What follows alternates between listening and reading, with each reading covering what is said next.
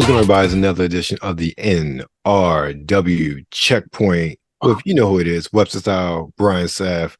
Brian, how you doing today, man? I'm good. How about yourself? I'm good, man. I'm good. It's a non-stop. It's not as bad as it has been. Right. Not as bad as it has been, but it's still a lot of games. I'm pretty sure a lot of games we're going to be missing on this list as well. Some games that I didn't know were coming out, which I'm actually interested in.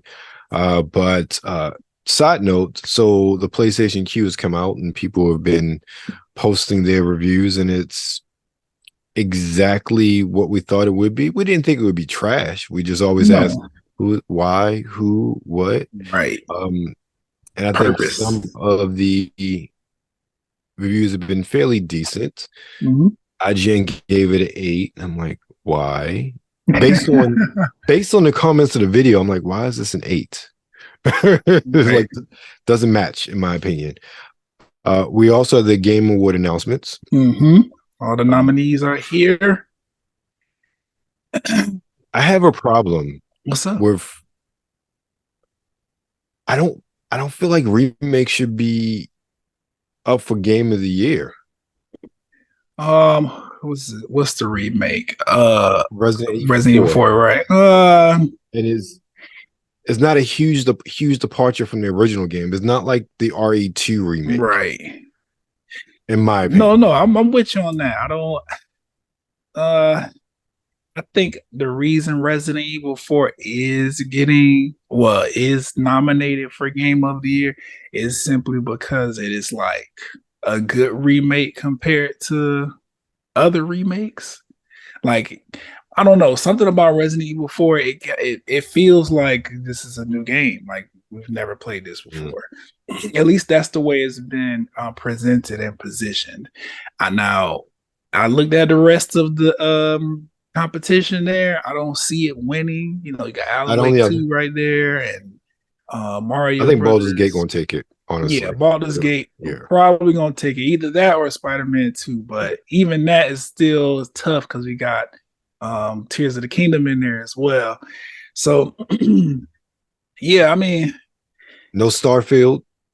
Yeah, I don't see Starfield was nominated for really anything. Like, really, no Game of the Year. Yeah, I see 2 nominations for Starfield. Yeah, but not in Game of the Year. But the biggest snub,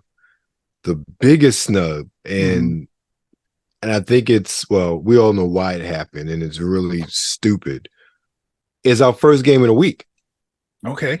Hogwarts Legacy is finally dropping for the Switch. Right. Literally, like, the biggest, and not one of the biggest selling games of the year. Critically acclaimed games of the year. Not one nomination at the Game Awards. Now, I should have got some nominations. I will say that. Yes. Game of the Year, just given the other competitors in that particular category, I can see why it didn't get nominated. Now, I don't think I shouldn't have gotten any nominations, period. Like, it should have got something.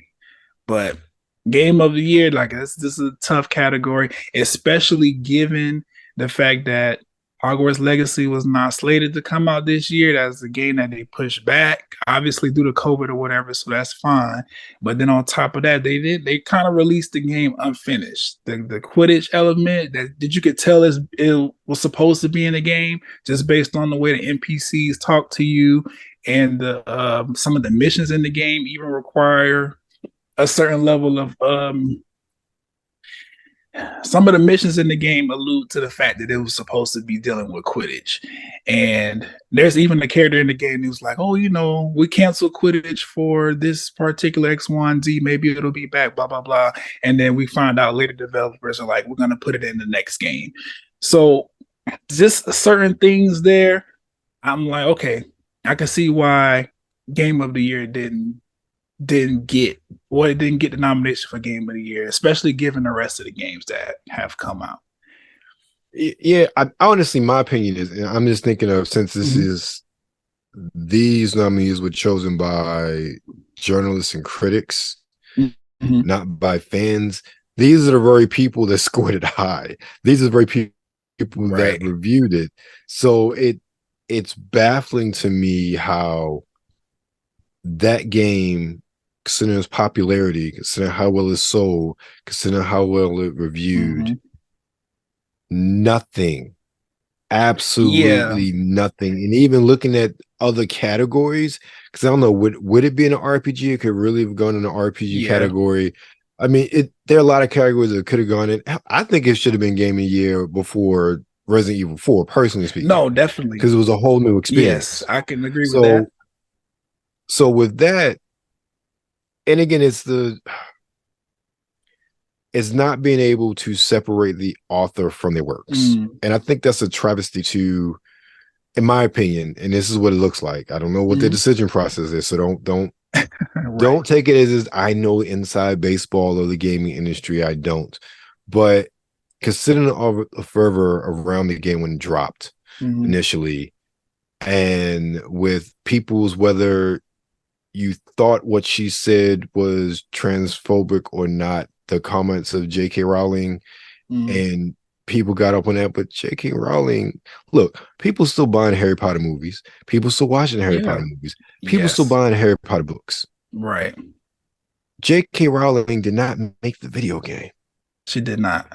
And J.K. Rowling is going to be getting money from Harry Potter until she ain't, look, her I don't know if she has kids or not, but her heirs, her family, they're going to be eating off of Harry Potter for the next generation, more than likely, especially the way HBO trying to do it now. Yeah. So for that fervor to come out about the game was really disheartening for the developers and the publisher, in my opinion, because they didn't have nothing to do with it. They have a property everybody believes in or everybody loves. And look, I don't see anybody boycotting saying, hey, don't go to Islands of Adventure and go to the Harry Potter land. I mean, there was like there was that, because I'm like really big into theme parks or whatever. So I definitely did. Yeah, I definitely did see people like, oh, we're not gonna, but it's like, again, this is a situation where, like you said, it's probably best to separate the artist from the art. Right. And with so many people tied up into that particular IP list, it's almost like you have to, because just because JK came up with these characters or whatever, that doesn't mean like she speaks for everybody involved. Exactly. So that was my biggest thing about the Game Awards. Starfield, look, people love it, people hate it. You know, do I think it should be Game of the Year based on track record and pedigree alone and what reviewers said? Probably. Could have maybe not won. I don't think Starfield would have won, but could have been up there. Yeah, but Hogwarts Legacy is, for it to be not nominated for anything. Yeah. I can see now. That's given what we have, right? I could definitely see. Well, no, because the best RPG category is stacked. I mean, you still got Baldur's Gate 3. I foresee the critical acclaim best art that you got this year. I foresee that running away with pretty much everything. Yeah, especially the way the Golden Joystick Awards went. Like, they might as well call that Baldur's Gate 3 Awards. Right, exactly. I didn't hear anything else that won anything. Exactly. This is Baldur's Gate year, but the fact that Hogwarts Legacy isn't nominated for anything just doesn't make sense to me. Yeah. Literally like the biggest, if not the biggest game, one of the biggest games of the year. I think it also has something to do with how early the game came out. Like, that was like the first AAA game like of the year. And I don't know. I don't know. Because I don't think game of the year. I don't think game of the year. But these other categories, because I'm looking at them now, like, it could fit there. Like, it deserves some kind of nominations. But this is what I have to push back on that early thing that you mentioned. Elden Ring came out in February of that year. Oh yeah, it did come out in February. That's right. Yeah, so that's what Elden Ring. Huh? Elden Ring should have. That was last year. Wait. Oh, okay. Something came out last year. Yeah. Okay. Yeah, so I'm saying Elden Ring came out in February, and that's all everybody talked about all year long. and Right. it did well at the Game Awards. So That's true. Hogwarts Legacy has sold 12 million. 12 million Yeah. copies. Are you telling me a game that sold 12 million copies globally is not nominated? Right. For something. Like that's ridiculous. That is absolutely ridiculous. Yeah, I could see, let me see. I could see best narrative because Cyberpunk 2077 is in there, but Why is that best ongoing?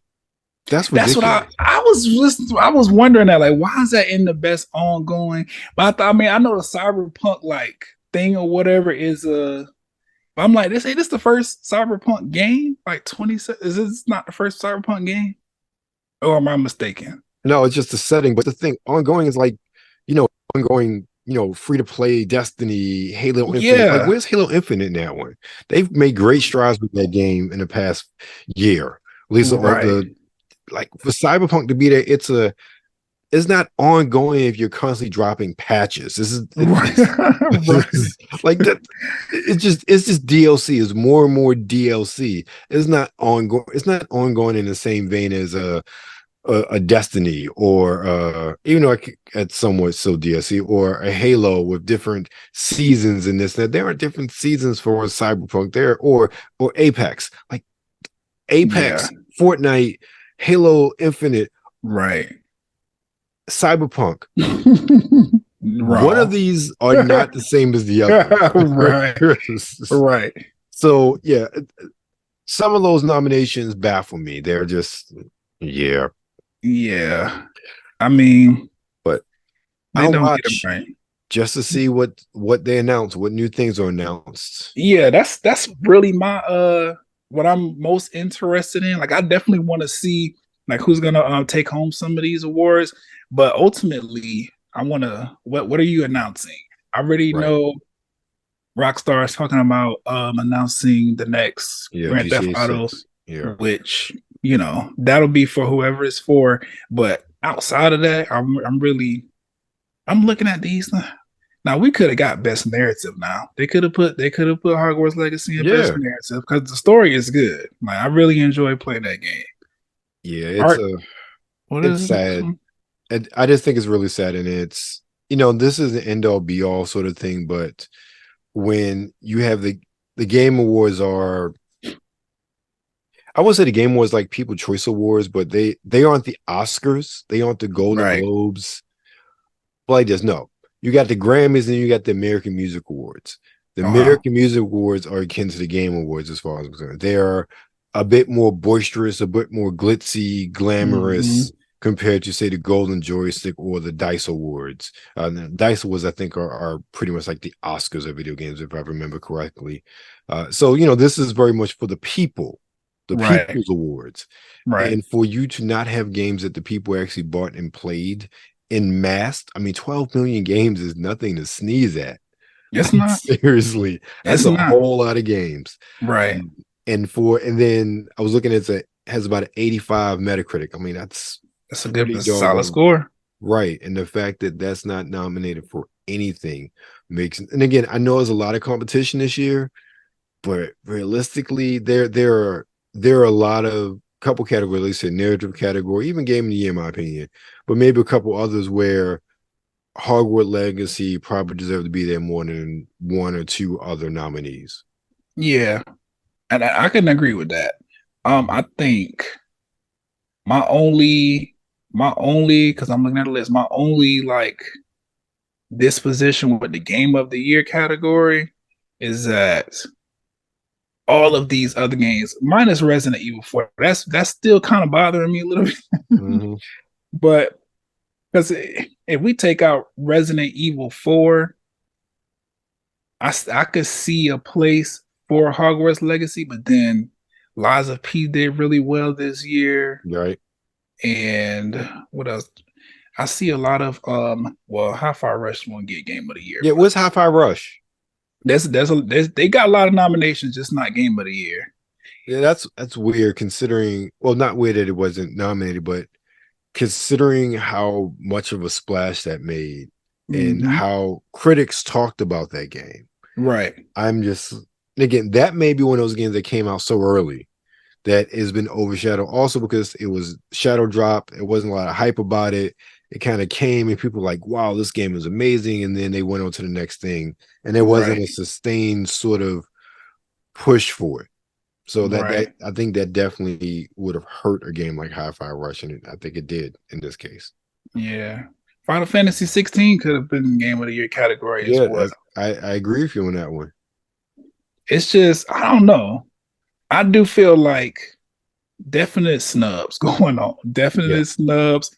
And I do feel like it has something to do with JK. But I don't know. It could also be one of them situations where the committee that decided to which the games will be nominated didn't want a fan army type of situation going on. Yeah. Because they keyboard warriors. Right. They will snub a game if they know, like, oh, this is already the fans. They have this game has a built-in fan base, even without, you know what I'm saying? Like they will do stuff like that. But then Zelda's here, so I don't know. Yeah.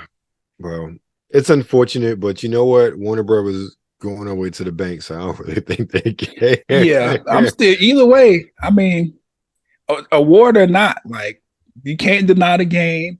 And I'm pretty sure once number 2 is announced, whatever's next in this Hogwarts Legacy situation, it's either gonna be that's gonna get a bunch of nominations, or we're gonna see like there's literally something going on where they're snubbing this brand for a reason, and then we can actually have the conversation. Like, why is JK and her comments driving the narrative behind everything Harry Potter, and not the fact that it is a beloved like cult classic at this point in American, you know what I'm saying, culture.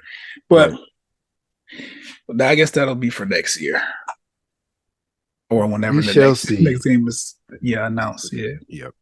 All right, next up we have Invincible presents Adam Eve, and that's on the PC. It's from Terrible Posture Games as the developer and Skybell Games as the publisher. Become Adam Eve and take control of your own path as one of the most powerful superheroes in the Invincible universe. Unravel a mystery and balance the dangers and responsibilities of being a superhero with the relatable challenges of everyday life. And we are not watching the trailer for that one. Looks like we got several games today. It looked interesting. It was a fairly inexpensive game. So I think it was like a $10 game. So it's not super duper long or anything. Sort of a cell shaded affair, if I remember correctly. When I was looking things up earlier. That sounds like promotional material because you know Invincible season 2 is right around the corner. Right? Is that? Did it come out yet? Yeah, I'm about to say, is it all right? It might be out already. It might be. I feel like November 2nd is in my head for some reason. For the drop date. I know I just recently watched the trailer and I was like, oh yes. But, okay. Next up, we have Teardown on PS5 and Xbox Series systems from Tuxedo Games, the developer, publisher Saber Interactive. Prepare the perfect heist in a simulated and fully destructible voxel world. Tear down walls with vehicles or explosives to create shortcuts. Stack objects to reach higher. Use the environment to your advantage in the most creative way you can think of. And this game is really just PC port. It came out on the PC way back in 2022. Okay. So a port. Yep. Cool. Next up, we have American Arcadia on the PC from Out of the Blue Games as the developer and Raw Fury as the publisher. American Arcadia is a cinematic puzzle game that combines 2.5D platformer and first-person gameplay to tell the tale of a thrilling escape. Experience the extraordinary story of Trevor, an average man escaping from the world's most popular reality show. And I wish I should have pulled that one, but I didn't. That sounds interesting. It does sound interesting. But that's on the PC only. Next up, we have The Last Faith on PS4, 5, Xbox One, SX, Switch, and PC from Kumi Soul Games and PlayStack.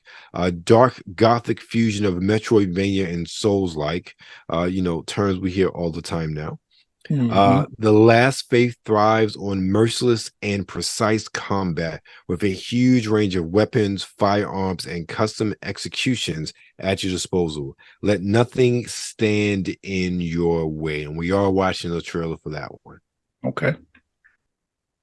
Next up, we have Howl on the Switch and PC from Me Pumi Games is the developer, and Astragon Entertainment is as the developer, as a publisher. Excuse me, I'm getting these tongue tied here. You should say is me apostrophe poo apostrophe me. I'm like, so I'm hope I'm saying that correctly. Right.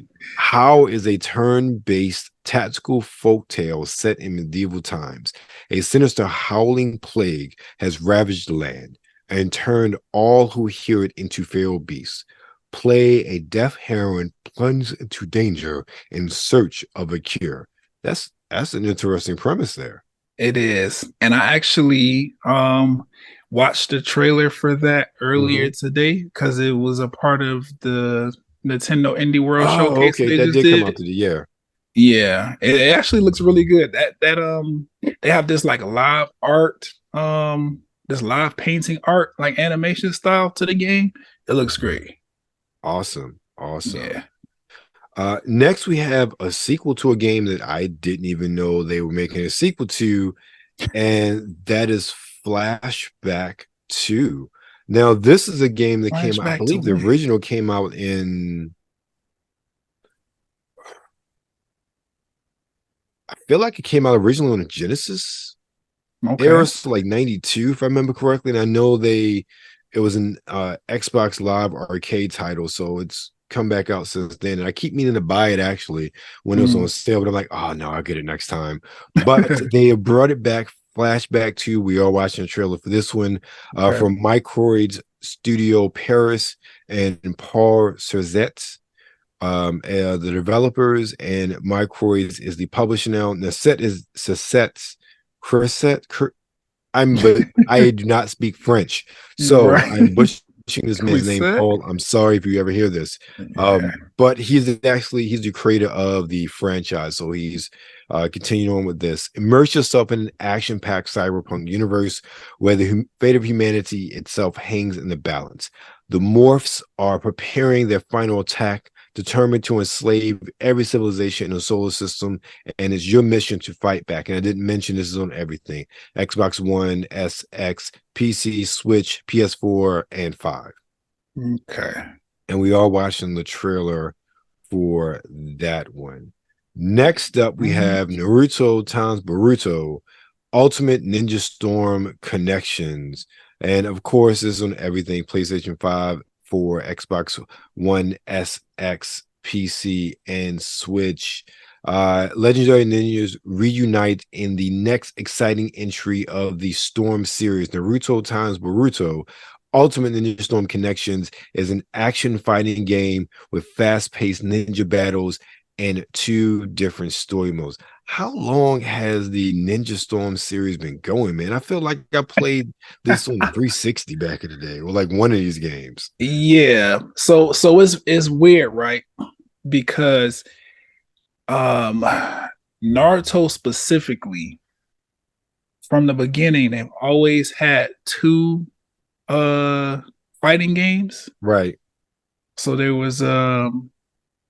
there's the Storm series, and then there's the Ultimate Ninja series. The Ultimate Ninja series is more like I'm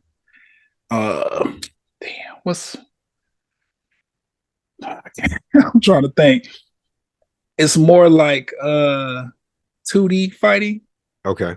And then the Storm series is like 3D, like not open world, but like open arena kind of fighting. And then right when they got to, I want to say 3 for both games, they just merged the series together.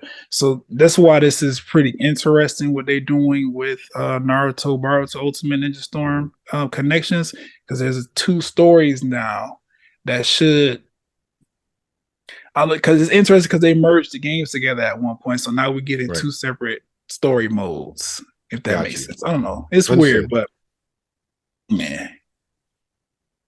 Got you. Next up, we have Persona 5 Tactica from Atlas Sega. Persona 5 Tactica, I'm sorry, this is on everything, PS4, 5, Xbox Series 1, SX, PC, and Switch, and dropping on Game Pass day one. It features all new story, the return of fan favorite characters, and brand new allies and foes. Join the group as they lead an emotional revolution in this thrilling combat adventure. After playing some of Persona 5, okay, I don't get the hype. it's I understand. I can see myself, like I enjoy when I played. mm-hmm. I see why people like it. I don't understand the hype about the Persona games. I don't really Persona, at least in my opinion. Yeah, Persona is like it's like the anime version of the Final Fantasy franchise. So like overseas, like got you. in Eastern, because we Western culture, right? Yeah, Yeah. Eastern culture, like Asian stuff like that, is very popular because it like hits a bunch of the tropes that they put in their anime and in their entertainment content or whatever. Right. I don't, for whatever reason, it just I don't know, because I understand what you're saying. Like it's an interesting game to play. It Right. just don't like grab you like, oh, I want to finish this. It's more like a book where it's like I'll read a couple chapters and put it down for a little bit, come back. That's a great analogy. Yeah, I think that's Persona. The Persona series as a whole, really, but still. Yeah. All right, and last but not least is probably the biggest game on this list. What I'm most excited for. Not the biggest, the highest profile game coming out this week. There you go. Super Mario RPG Remake. Nintendo, obviously. And it's it's only on the Switch. I don't think I can say where the game is. If you play it anywhere else, it's not real. Or not legitimate. Well, not legal, right. I'll put it that way. Right. Right. It's not legal. So Mario and his friends, join Mario and his friends as they seek to defeat the Smithy gang, who has crashed into their world and scattered the 7 star pieces of Star Road. The remake is a complete rebuilding of the game from the ground up with improved graphics, music, and gameplay. The remake will also feature new features such as tweaks and additions to action commands, the ability to unleash a powerful triple move, and in-game content with rematch battles against powered-up bosses, so basic New Game Plus. Right. Stuff. Alrighty, so that's the last game of the week. Let's get into our trailers. First up is The Last Faith. Go to the first one. Right. The dead are constantly reminded of their time away from this life, hiding in the shadows of the moon. Yet I will not be their prey any longer, but their hunter.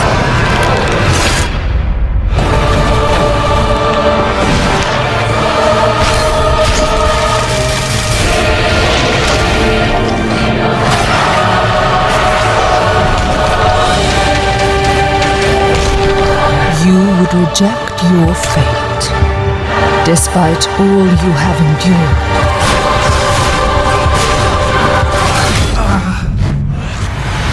A mark of insurrection. You are branded.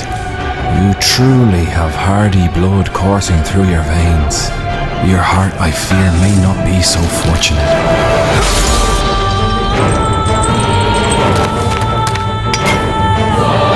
Leave this place. It is not a destination for accursed travel.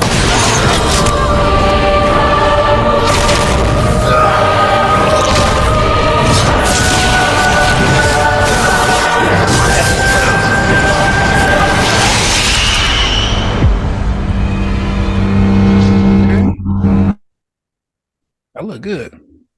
Yeah, it did look really good.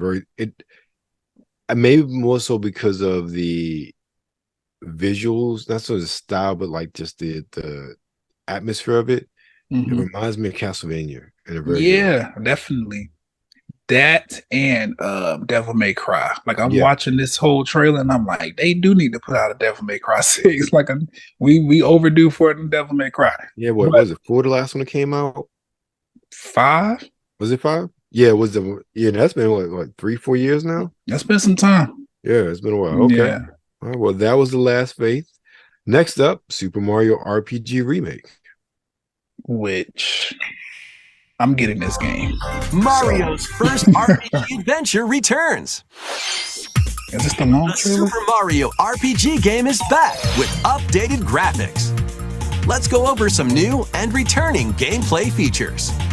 Oh, yeah. Time your button presses with action commands to increase damage dealt or decrease damage received. When you time your attacks perfectly, you can now damage all enemies at once. Every successful action command will fill this gauge. When it's full, you can unleash the 3-character triple move. Depending on your current party, the move will change, so experiment with different combos. During your adventure, you'll encounter bosses with colorful personalities. After clearing the game, you can fight some of them again. But these powered-up bosses aren't gonna be easy.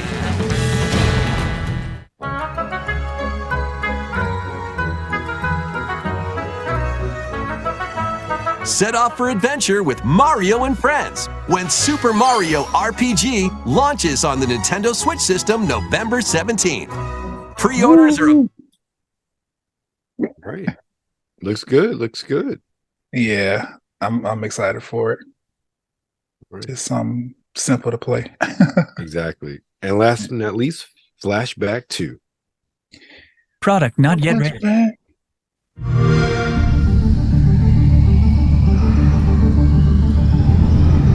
I'm still here. Stuck.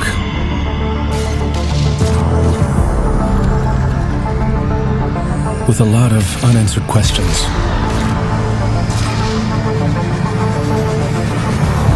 The only thing I know is that the morphs are still there too.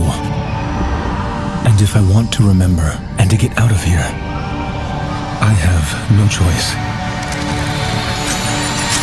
but to fight them. Looks good.